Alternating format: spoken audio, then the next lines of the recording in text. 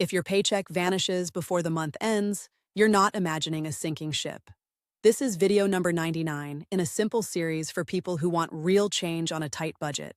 We'll break down a straightforward budgeting system that actually frees up money and reduces panic. Most people feel overwhelmed because budgeting feels like math homework you never asked for. The point isn't to feel perfect, it's to gain control over what you spend. With the right steps, a low income can still build a little cushion and grow over time. First, you need to see where every dollar goes. Track for 2 weeks using whatever you already have, notes app, notebook, or receipts taped to the fridge. The goal is to uncover leaks you forgot you had. As you track, split expenses into essential and non-essential. Essentials are housing, utilities, food, transport, healthcare, and minimum debt payments. Non-essentials include dining out, streaming services, and impulse buys that sneak into your day. Try an envelope system in a modern form. Instead of cash, use digital envelopes. Create separate balances for groceries, gas, and fun. When an envelope balance runs dry, you pause spending in that category. Next, use a zero-based budget every time you get paid. Every dollar gets a job, even if the job is save 50 cents or start an emergency fund. The trick is to plan before you spend and tell every dollar where to go.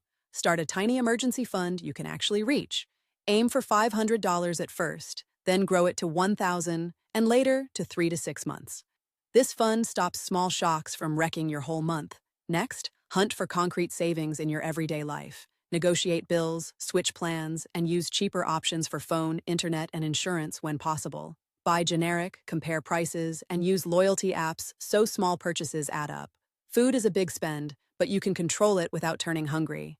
Plan meals around cheap staples, cook at home, and use a list to avoid impulse buys. Shop with a price book and buy in bulk when it makes sense for your family. Transportation costs creep in quietly. Walk, bike, or use public transit when possible, and combine trips to save gas. If a car is essential, budget for maintenance and a small repair fund. If you owe high-interest debt, make it a priority. Pay the minimums on all debts, then throw any extra toward the highest interest loan. If possible, talk to a credit counselor or look into options that reduce interest. Most people can find small ways to earn extra money. Sell unused items, do odd jobs, or offer skills online for a few hours each week. Even a little extra can cover a bill without touching your savings. On a low income in the US, you don't have to do it alone. Apply for programs like SNAP, Wiki, local food banks, and rent assistance if you qualify. Community resources can fill gaps in a pinch and give you more breathing room. Protect your health and your basic life needs. Cheap renters or auto insurance can save you from bigger costs later. Shop around, compare quotes, and check if you qualify for subsidies. Automate the things you want to build.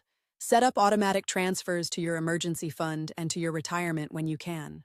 Automation reduces resistance and keeps money moving even when you forget. Do a quick money review every week. Look at what you spent, what you saved, and adjust for the next week. Keep it short and honest, so it doesn't feel like a punishment.